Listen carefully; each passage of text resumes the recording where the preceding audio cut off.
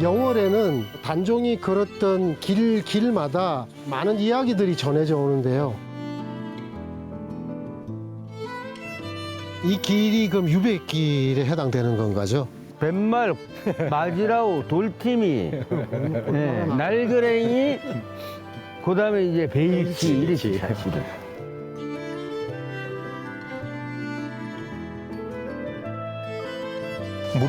물이 나온다 그래서 이걸 저걸 이래 누르면 물이라고.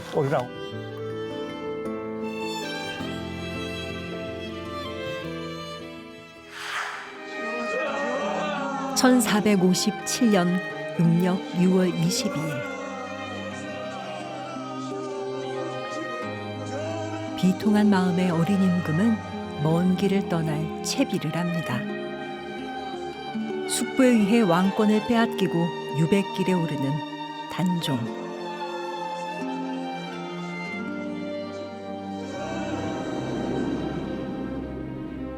애달팠던 그날을 실록에선 이렇게 기록하고 있습니다.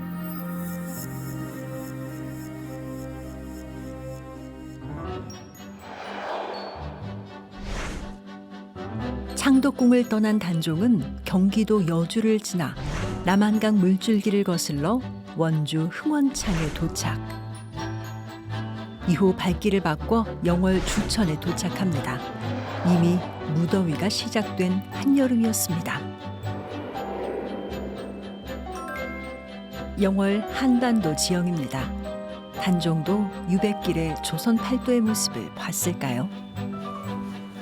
이젠 전국적인 명소가 된 이곳에서 오늘의 여정을 시작해 봅니다. 와, 진짜 우리나라랑 똑같이 생겼어요. 한반도 지형 드디어 왔습니다. 숙부에게 왕위를 빼앗기고 17살 어린 나이에 세상을 떠난 비운의 왕. 이렇게 오랜 세월이 지나는 동안 우리가 여전히 기억하고 있는 조선 제6대 임금 단종입니다. 이 단종의 일대기는 많은 영화와 드라마로 만들어지고 소설과 역사서의 소재가 되면서 우리에게 익숙해지죠. 그런데 단종의 이야기에서 우리가 주목해야 될 것이 하나 더 있는데요. 대궐에서 떠나서 그 유배지가 있는 영월까지 오는 700리 동안 과연 단종의 심정은 어떠했을까? 그리고 그 단종을 바라보는 백성들의 심정은 또 어땠을까라는 것입니다. 그러니까 특히 영월에는 단종이 걸었던 길마다 지명들이 따르고 또 많은 이야기들이 전해져 오는데요. 오늘은 567년 전 단종이 걸었던 유배지를 따라서 지명을 찾아보도록 하겠습니다. 오늘은 단종의 발자취를 따라서 영월에 담긴 슬픈 지명 이야기입니다. 영월 한반도 면으로 들어가 봅니다. 주천에 도착한 단종 일행의 다음 행선지죠. 영월 한반도면 광전리, 한반도 지형의 위쪽에 자리한 마을인데요. 광전리 2개 마을 중 여기는 광전 1입니다. 평창강이 고즈넉이 휘남고 도는 작고 아담한 농촌 마을이죠. 안녕하세요. 반갑습니다. 김원식입니다. 예. 오늘의 길라잡이 김원식 문화관광 해설사입니다. 오늘 이제 단종 유백길을 따라서 이렇게 함께 가면서 이렇게 소개를 좀 부탁드렸는데, 네. 근데 특별히 만날 곳을 제가 부탁드렸을 때 여기를 지정을 하셨어요. 혹시 뭐 이유가 있으신가요? 실록 기록에 의하면은 이제 광나루에서 배를 타고 여주 이천까지 오게 되고요. 그 다음부터는 육로로 원주까지 또 오시게 되고, 그 다음에 원주에서는 신림을 거쳐서 영월 주천, 네. 그 다음에 쭉 이어가시면서 지나가던 길에 있는 이 뱃말, 배를 건너셔야만이 영월로 갈 수 있으니까 배 마을이 줄어서 뱃말 네. 이렇게 된 거죠. 주천에서 뱃말까지 오는데 그 네. 길들에는 또 어떤 게 지명들이 있나요? 영월 땅의 시작점이 주천의 솔치라는 곳이 있거든요. 네. 이제 거기에서부터 임금님이 잠시 머물거나 어떤 그 발길 닿는 곳마다 이제 후대에 땅의 이름이 지어지게 돼요. 아, 그래서 이제 임금님께서 그 목마름에 샘물을 드셨다 해서 어음정이 되고, 또 어느 곳에는 이렇게 죄를 또 넘으시게 되니까 임금님께서 넘으셨다 해서 이제 임금 군자가 붙어서 군등치, 또 이러한 마을도 있어요. 그 동네의 백성들이 임금을 맞이하게 되는데 전부 다 나와서 울면서 맞이했다. 그래서 또 이름이 명나고, 또 임금님의 그 타셨던 그 말에 안 가려고 발버둥 치다가 방울이 떨어져서 아하. 그래서 또 지명이 방울제가 되고. 이게 전부 다 그러면 단종의 유배와 관련이 돼 있는 그런 지명들이네요, 그게. 살아계시는 동안에 이 걸으시는 길 그 자체가 너무도 소중하니까 후대인들이 절대로 우리 잊어서는 안 된다. 기억해야 된다. 그러니까 땅의 이름이 다 그렇게 임금님 연관 지어진 거죠. 어음정에서 목을 축인 단종은 험준한 고갯길을 따라 군등치를 넘고 우레시를 지나서 방울제까지 쉼없이 걷고 또 걸었습니다. 그리고 배를 타고 강을 건너 광전리 마을로 들어섰죠. 광전이리의 중심 부락입니다. 단종 일행이 광전리에 왔다면 이곳을 지나쳤을 텐데요. 현재는 75가구가 생활하는 아담한 마을입니다. 광전이리 마을회관입니다. 유백길에 단종이 이곳에 들렸다는 걸 마을 주민들도 알고 있을까요? 계시다. 안녕하세요. 안녕하세요. 어서 오세요. 제가 단종 유백길 따라서 지금 가고 있는데 네. 이렇게 가다 보니까 마을회관이 있어요.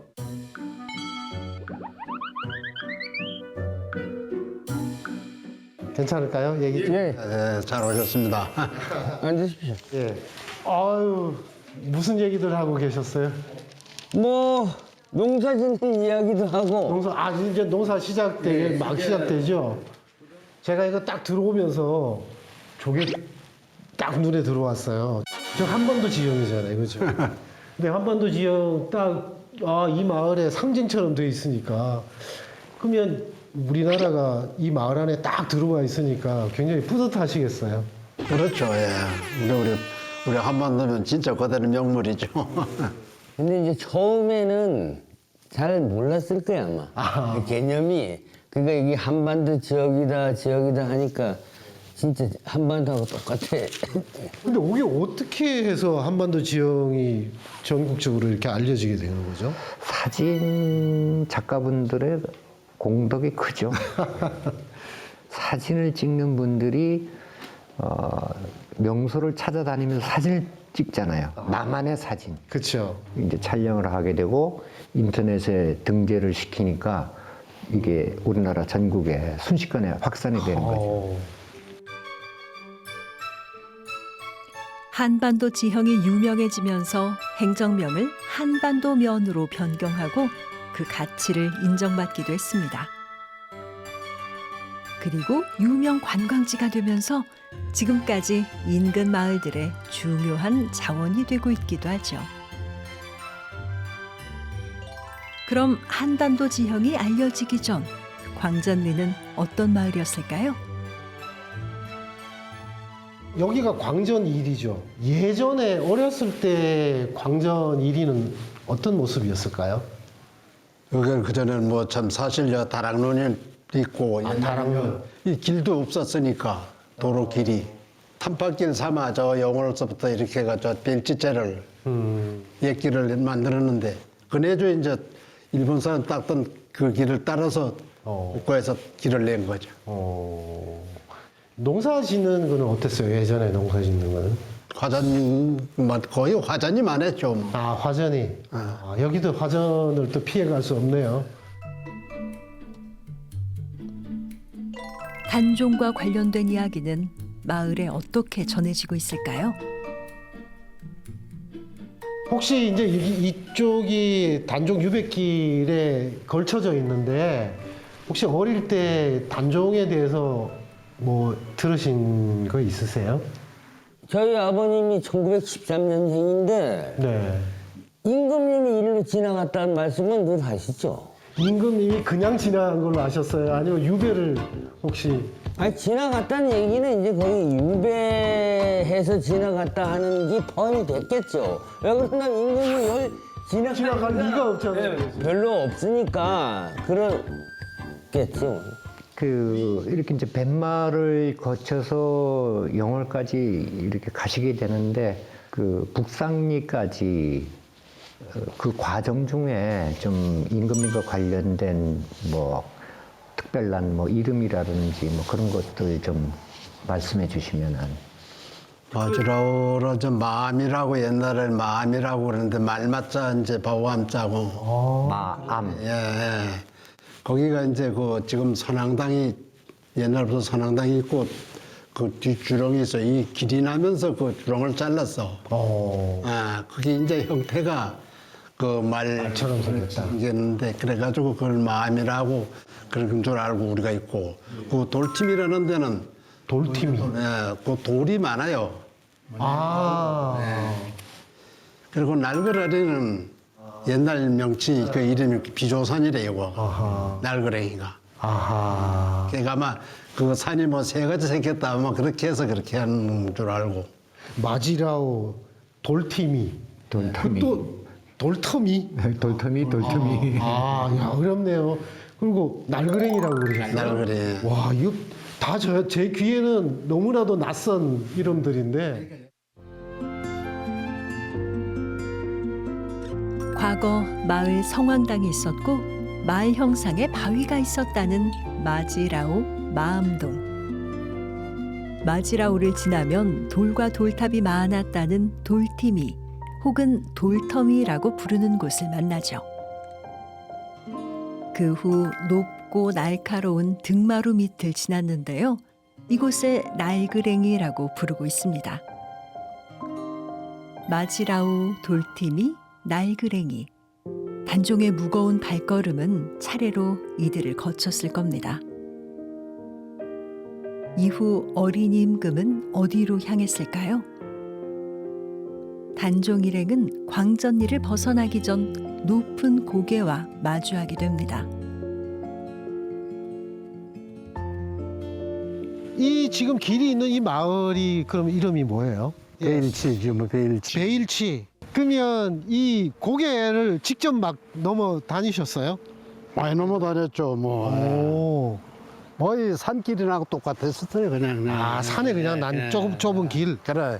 이장님은 베일치 넘어 다니시던 추억이 뭐 어떤 게 있어요? 아니 많이 있죠. 영월서 68년도부터 학교를 다녔죠. 아하, 그 베일치 넘어 다니셨어요? 네, 그러면은 영월에서 우리 집까지가 50원이요, 50원. 자비가. 빵 5개 사가지고 먹으면서 이제 집에까지 토요일마다 넘어오는 거예요. 아, 그 버스비 아껴가지고 이제 빵 사 먹는 거예요. 버스 안 타고? 예. 아하. 그런 추억이 많죠. 아하. 그러니까 3년을 다녔으니까 많이 다닌 편이죠, 베일치. 그러면 그 단종의 유백기를 크림빵을 드시면서 이렇게 넘어가셨네요. 네. 그렇다고 봐야 되겠죠.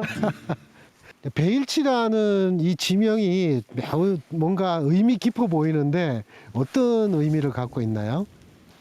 유백길의 이제 마지막 날이 되는 거죠. 예. 그런데 이제 마침 그 제를 넘어서게 되는데 산마루에 올라서니 해가 이제 지는 거죠. 아하. 그 서산에 지는 해를 바라보다가 정말 비참한 그 마음을 종묘사직에 이제 인사 올리는, 그래서 이제 거기에서 마지막으로 이제 인사를 드렸다. 그래서 이제 절배자가 들어가고 그 날에 그래서 베일치, 이제 치제자가 붙게 되고 그래서 이제 중요한 거는 그러한 지명들이 후대에 이제 자꾸 이제 붙게 되는 거는 고난과 아픔을 잊지 않겠습니다.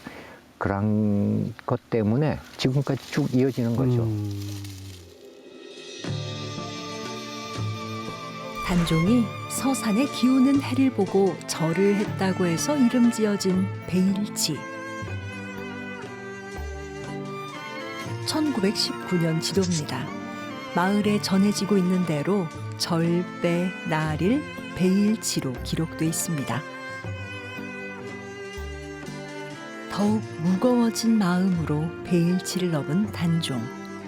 그는 서강이 흐르는 북상리로 들어섭니다. 며칠째 이어진 유배길에 심신이 지쳤을 어린 임금. 그의 여름은 유난히 덥고 가뭄이 심했죠. 지친 단종과 그 일행이 서강에서 마주한 풍경입니다. 여기는 제가 사진으로 여러 번 본 것 같아요. 근데 풍경이 진짜 기가 막힌데 여기도 단종하고 무슨 관련이 있는 건가요?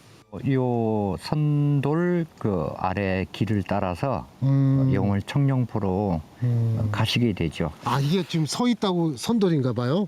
네. 오. 임금님인 줄 알고 아, 돌도 일어서서 예를 갖추고 이렇게 계속 이제 서 있는 거죠. 그럼 그때 선체로 그냥 계속 있는 거네요. 그렇죠. 이야, 그러면 단종이 베일치를 넘어서 그러면 이쪽으로 오게 되는 건가요? 네, 베일치를 이제 제를 넘어서 강가에서 만나게 되는 작은 동산 하나를 만나게 돼요. 아, 여기 오기 전에? 네, 그래서 어허. 그것을 보니까 그 한양에 두고 온 아내 정순왕후가 그쵸. 떠올라서 네. 그래서 이제 옥녀봉이라는 이름을 이제 붙게 되었고 어허. 쭉 이제 강길 따라서 오시다 보니까 이곳 이제 선돌에서 이렇게 서서 예를 표하면서 맞이해주는 이 바위를 또 만나게 되는 거죠. 아. 그래서 여기서 또 잠시 쉬었다가 이제 청룡포로 가시게 되죠. 참, 그 단종하고 관계된 지명들이 하나씩 생기는데 쉬어가는 곳까지 네, 또 이름까지 붙으니까 네. 참 뭔가 이렇게 새롭습니다. 그렇죠. 베일치를 넘은 단종은 옥녀봉에서 아내인 정순왕후를 생각하고 선돌에서 잠시 숨을 고른 후 마지막 행선지인 청룡포로 향합니다. 영월에 들어서고도 43km를 더 걸어서 도착하게 된 유배지.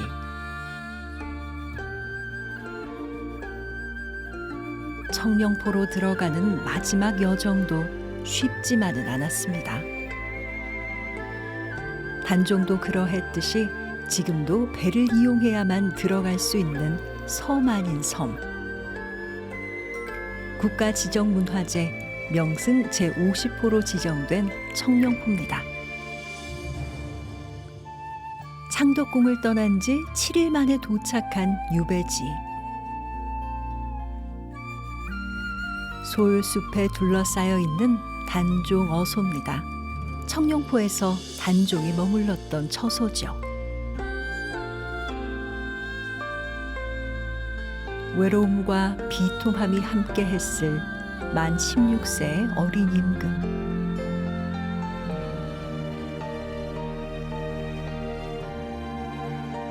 단종은 청룡포에서 2개월 정도 생활했는데요. 그 시간 동안 이곳엔 어떤 이야기가 있었을까요? 여기가 이제 어린 단종이 유배 생활을 했던 곳인데 네, 그 청룡포에서의 생활은 어땠나요?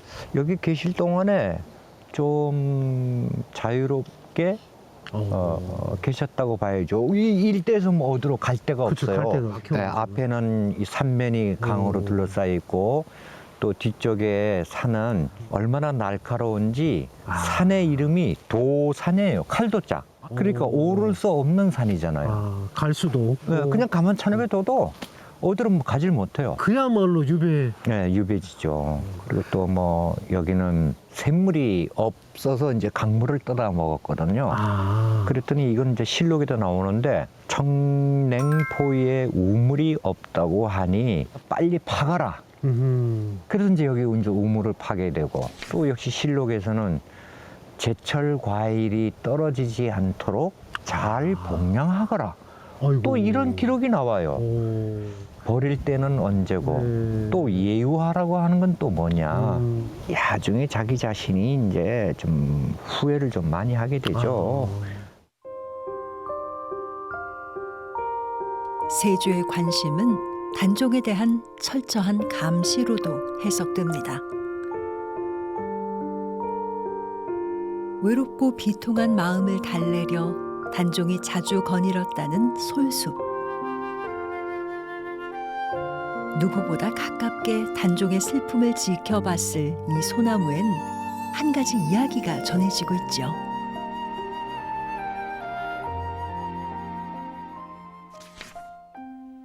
믿었던 신하들을 잃은 아픔에 이어 정순왕후와 생이별까지 단종은 슬픔을 억누르고 영월로 향했습니다.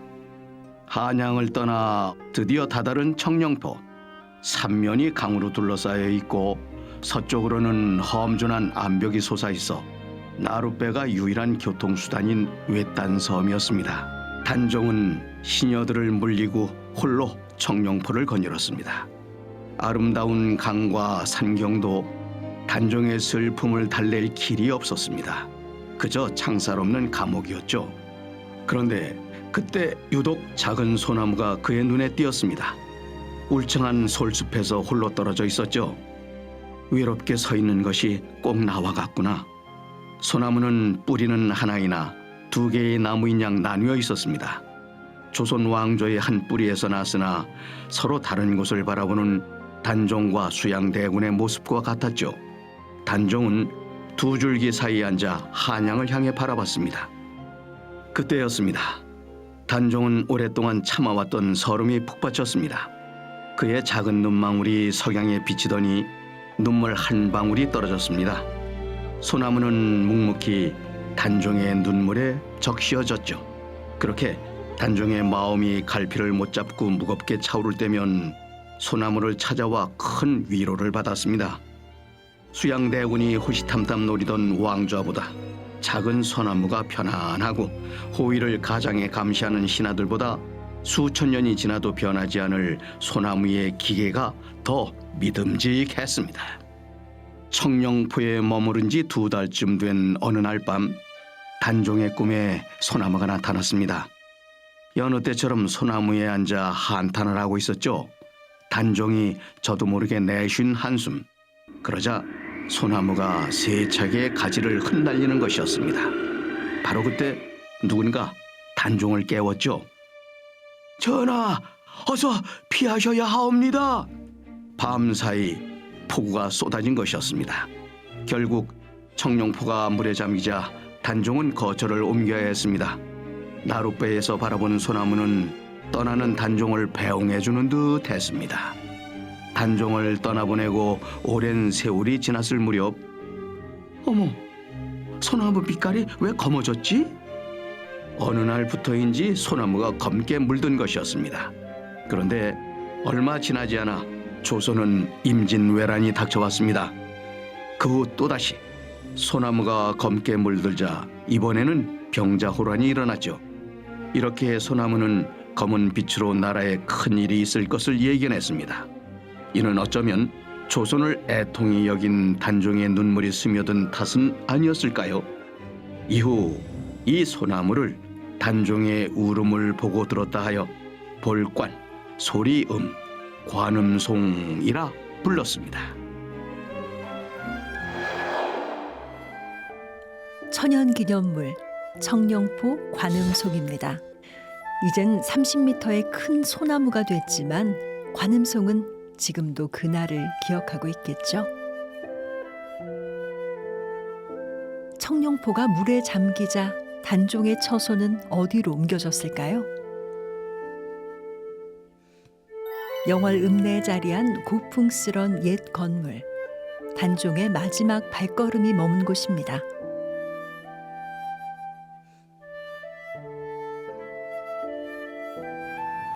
네, 이곳이 영월 관아의 그 객사였던 관풍원입니다. 그 어린 단종 임금이 이곳에서 사를 받고 마지막으로 승하신 곳이라고 할 수 있겠습니다.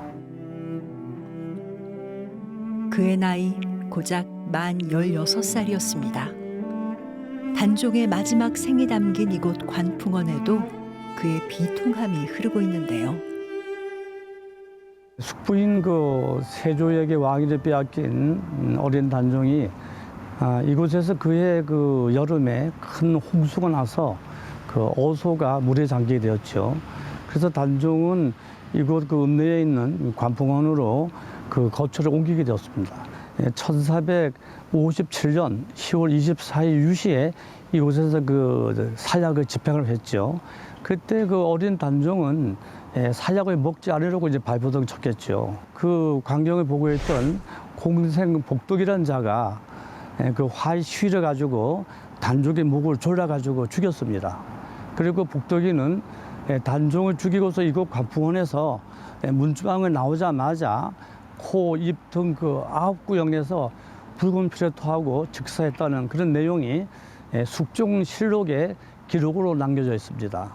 단종은 그 관풍원에서 유해사고를 하면서 저쪽 옆에 보시면은 자기류가 있습니다. 단종은 늘 자기류 2층 문 위에 올라가가지고 한양에 있는 부인인 정순왕후를 그리워했습니다. 그리고 자신의 처지를 한 마리의 그 소쩍새, 슬피 우는 소쩍새에 비유해가지고 그 유명한 자규시를 남기게 되었죠. 단종이 자주 올랐다는 자규루입니다. 그는 이곳에서 한양에 남겨진 정순왕후를 그리워하며 자신의 처지를 시로 옮겼죠.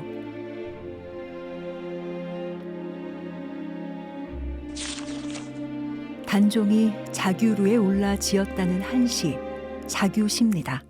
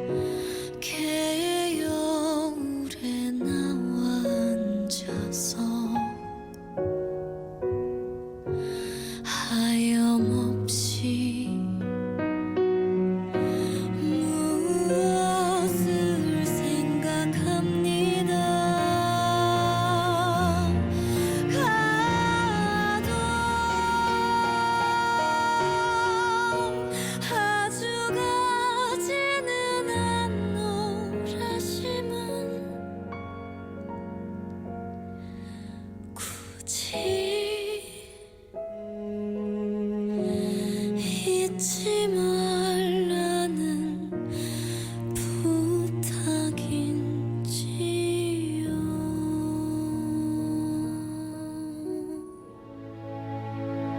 유백길을 떠난 지 4개월 만이었습니다.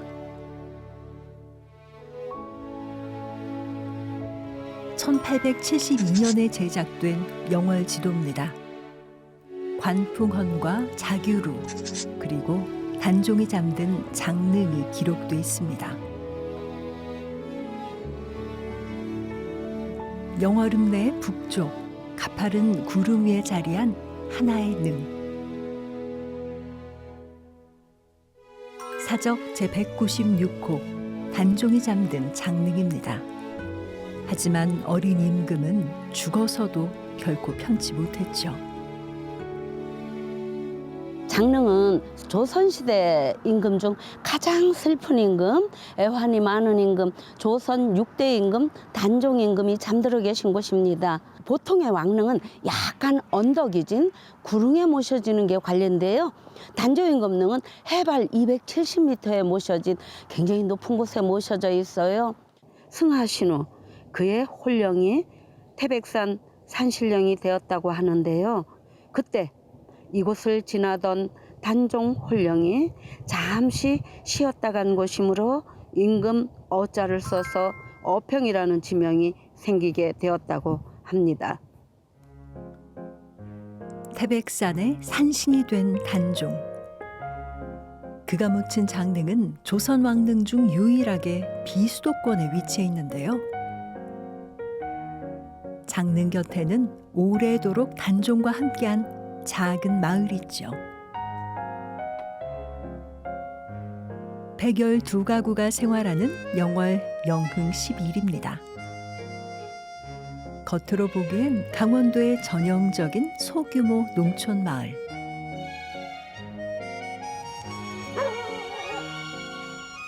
왕릉 바로 곁에 마을이 있다는 게 놀라운데요. 그만큼 평범한 곳은 아닐 듯 싶습니다.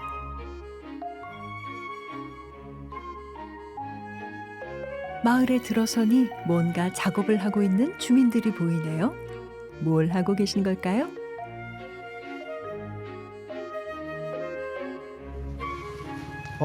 안녕하세요. 아이고 안녕하세요. 제가 안녕하세요. 반갑습니다. 강릉을 가다가 예. 마을이 있어서 제가 살짝 들렸거든요. 네.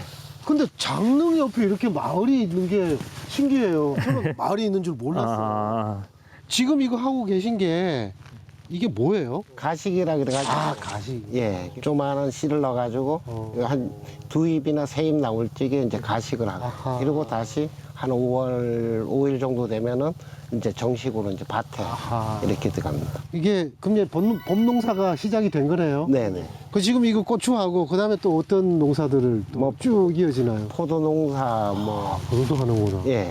행정명으로는 여기가 영흥 11이 네. 맞죠? 근데 혹시 주민들이 부르는 이름은 또 따로 있을까요? 네. 뭐예요? 능마을이라 그래가지고 능이 있는 마을이라. 능이 있는 마을. 아하. 근데 지금은 이렇게 유적지로 잘 조성이 돼서 네. 관광객들도 많이 찾아오고 그러는데 혹시 어렸을 때 장릉은 어땠어요? 어렸을 적에도 이제 영월군에서는 그래도 이제 알아주고 전부 이쪽으로 와가지고 소풍도 오고 결혼식도 하고 그러니까 한 60대 이상 되시는 분들은 아마 이쪽에서 다 웨딩 촬영하고. 그 안에 그 슈퍼 같은 매점이 있었어요. 아하. 네, 그래서 이제 술도 팔고, 그래서 거의 뭐 유원지 개념이었었죠. 아하. 그래서 많이 뛰어놀기도 하고, 뭐 꽁말 타기도 하고, 총놀이도 하고 만들어서 아하. 칼싸움 하고, 뭐 백군 천군 나누고, 뭐 아래 모태 윗 모태 뭐 만들어가지고 평갈나서 본무도 짓고. 어쩌면 우리나라에서 가장 비싼 놀이터를 갖고 계셨네요. 네. 근데 어릴 때부터 우리 단종 임금이 묻힌 곳이다 이러면 뭔가 이렇게 남다른 자부심 같은 것도 있었을 것 같아요. 어땠어요? 이제 책 보고 이러면은 나오니까는 그죠. 장릉이구나. 이런.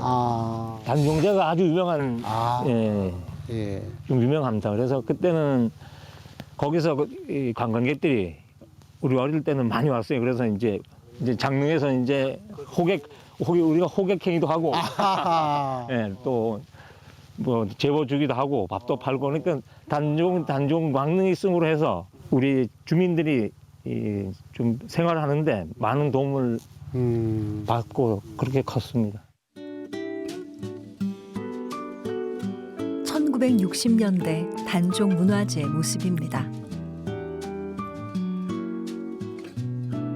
억울하게 목숨을 잃은 어린 임금의 고혼과 충신들의 넋을 축제로 승화시킨 단종 문화재. 마을에선 장릉과 관련해 어떤 이야기가 전해지고 있을까요? 능마을 주민들과 함께 장릉을 찾아봤습니다. 그런데 뭔가 좀 이상합니다.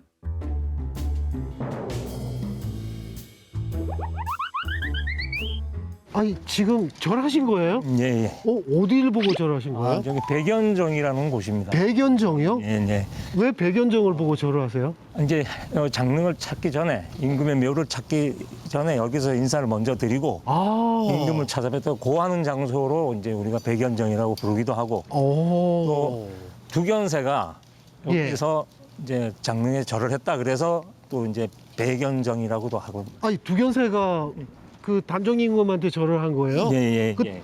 단종이 사약을 받고 돌아가시고 그 낙함에서 시녀들이 이제 몸을 던져서 예. 이제 죽어서 영혼이 그러면 두견새가 되어서 이제 아이고. 여기서 절을 두견새가 그러니까. 절을 했다 그래서 백연정이라고. 아이고 이거 저도 절을 해야겠는데요. 아유. 마을 주민들이 백연정에 절을 하는 데는 특별한 이유가 있죠. 한 노인이 나무를 하러 갔습니다. 그의 눈에 튼실한 나무들이 모여있는 솔숲이 나타났죠. 노인이 나무를 향해 도끼를 치켜든 바로 그때 여기가 어디라고 감히! 우락부락한 몸에 털이 복슬복슬한 산에 바로 도깨비들이었습니다. 노인은 너무 놀라 숲으로 도망쳤습니다. 노인이 나무에 숨어 지켜보는데 도깨비들이 자기들끼리 혹을 떼며 놀고 있는 것이었습니다. 내 혹 내놔라 이놈아. 예끼 그건 내 거고 이게 네 거다. 내 혹 가져간다. 도깨비들은 뭐가 그리 재미있는지 낄낄거렸죠. 노인이 넋놓고 한참 동안 지켜보는데 하필 이때 요의가 느껴지는 것이었습니다. 노인이 조심스럽게 바지를 내리는데 이놈! 그 순간 노인은 깜짝 놀라 일어났습니다. 꿈이었구나. 그런데 며칠이 지나도 꿈이 너무도 생생한 것이었습니다. 노인은 주변 사람들에게 꿈 얘기를 해줬죠. 그거 참 요상하네. 혹시 거기 금덩이라도 숨겨져 있는 거 아니에요? 예사 꿈이 아니라 여긴 주민들, 이에 노인이 꿈에서 봤던 길을 따라 걸어갔더니 정말 솔숲이 나타났습니다. 그런데 이번에는 두견새들이 나타나 서글피 울어대다가 어디론가 절을 하는 것이었습니다. 진짜 묘한 일일세?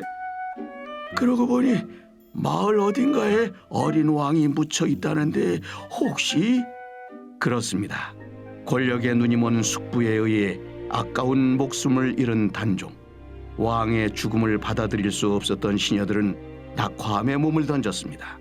수많은 시종들도 단종을 위해 목숨을 바쳤죠. 그러나 죽어서도 편할 수 없었던 단종은 오랜 세월 동안 봉분도 없는 땅속에서 잠들어 있었습니다. 소나무들이 왕을 향해 고개를 숙일 뿐 누구도 단종이 이곳에 묻혀 있을 줄은 상상도 하지 못했습니다. 이에 단종의 시종들은 도깨비가 됐고 낙화암에서 목숨을 바친 시녀들은 두견새가 돼 단종을 지켰던 것이었습니다. 그 후 이곳에는 장릉이 세워졌습니다. 이제 더 이상 도깨비들의 보호는 필요 없게 됐죠. 전하, 소인 본분을 마치고 이만 물러가옵니다. 도깨비들은 제사를 올린 후 단종의 곁을 떠났습니다. 사람들은 장릉에 오면 먼저 두견새가 울었던 곳을 향해 참배를 고하고 들어갔다고 합니다. 이후 이 마을을 도깨비 마을이라고 불렀습니다. 그리야. 단종이 승하한 후 시녀들이 몸을 던져 순절했다는 낙화암입니다. 장릉 안에도 숨겨져 있는 이야기들이 더 있는데요. 먼저 능묘 아래에 있는 오래된 샘물입니다. 와, 여기 우물이 있어요. 예. 매년 이제 여기 한식 때 네. 제를 지낼 때 이 물을 갖고서 음식을 만들었습니다. 그래서 여기가 이제 물이 줄지도 않고 마르지도 않고 항상 이 상태에서 좀 신령한 물이라고 합니다. 그럼 우물을 판 거예요? 예. 옛날에 팠죠. 옛날 모습 그대로입니다 이게. 아, 이게 어릴 때, 그러면 두 분이 어릴 때 네. 드시고 했어요? 네. 실제로? 네. 어떻게 좀 약간 깊은데요? 그럴 때는 조금 같은 거 해가지고 바가지 같은 거. 바가지로 예. 오. 여기 물이 이렇게 나는 거 보면 이 근방에 물이 많이 있나 봐요? 네, 저쪽으로 올라가면은 이제 넓은 공터가 나오면서 네. 물이 많이 나와서 물물골이라 해가지고 물이 꼬려? 네. 아, 그 물 되게 많이 네, 많나 봐요? 예, 그쪽에 나와가지고 이제 그 초등학교 때 이쪽으로 이제 소풍을 많이 오고 아하. 용을 간내는 거의 일로 소풍을 다 와요. 물이 얼만큼 많아요? 아 많아요. 계속 그러니까 습지 정도 되니까 그렇죠. 내륙에서 용을밖에 없어요. 습지가 될 정도로 물이 많이 나오네요. 아, 여기가 물이 많은 동네군요. 예, 네. 예. 그래서 이제 그 물무리 꼴이 이제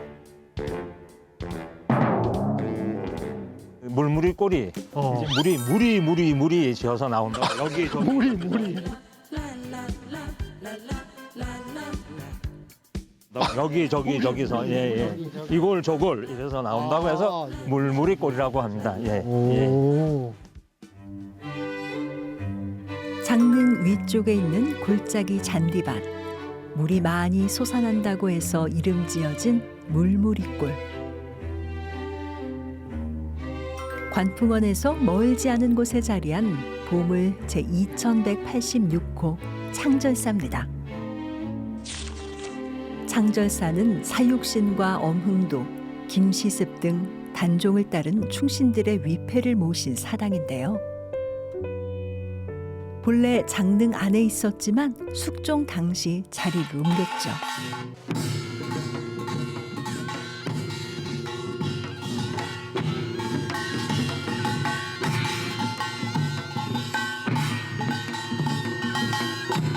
단종의 걸음마다 지명을 만들고 그 지명에 말하지 못한 역사를 담아 지금까지 이어온 사람들.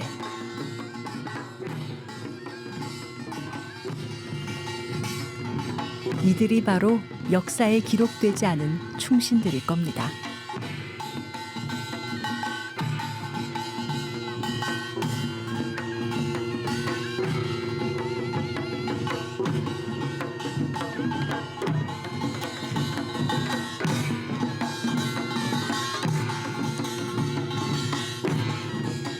유배지를 넘어 단종의 안식처가 된 고장 영월.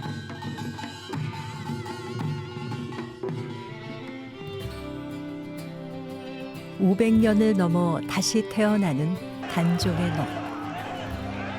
대한민국을 대표하는 역사문화축제 단종문화제입니다. 비운의 어린 임금과 충신들의 넋을 승화시킨 영월의 의미 있는 봄축제이기도 하죠. 올해 단종문화제는 4월 26일 금요일부터 4월 28일 일요일까지 3일간 개최되게 되겠습니다. 단종의 슬픈 넋을 기리는 단종국장, 단종제양, 그리고 정순왕후 선발대회, 칡줄다리기 대회 이렇게 4개의 대표 행사가 진행될 예정이고요. 올해는 특별히 어린이들과 청소년을 위한 청소년 마당을 만들어서 그곳에서 아이들이 많은 체험을 할 수 있도록 프로그램을 진행할 예정입니다. 그리고 특별히 여성 마켓을 준비하여서 여운의 마켓이라는 것을 준비해서 정순왕후의 얼을 기리는 프리마켓을 진행할 예정입니다. 조선왕조 600년 역사상 가장 슬픈 이야기. 700리를 걸어온 어린 임금의 마지막을 함께한 고장. 그 슬픈 역사를 마을 곳곳에 새겨놓은 영월. 567년이 지난 지금도 단종의 눈물을 잊지 않고 그 걸음을 이어가고 있는 충절의 고장 영월입니다. 어린 나이에 희생된 비운의 왕 단종의 일생은 정치의 비정함, 권력 다툼의 허망함과 함께 인간의 끝모를 욕망에 대해서도 많은 생각들을 하게 합니다. 스스로 올바른 길이라고 생각하는 것에 과연 목숨을 내놓을 수 있는가라는 질문을 하게 만드는데요. 오늘 하루 단종의 유배길을 따라가면서 지명을 찾아가면서 저 자신도 그런 질문을 한번 던져봤습니다. 이런 단종이 가지고 있는 역사적 의미를 지금 우리의 삶과 결부해서 질문하고 생각해 본다면 영월을 찾는 그 의미가, 그 시각이 더 넓어지지 않을까라는 생각이 듭니다. 끝나지 않은 단종의 걸음. 여기는 영월이었습니다.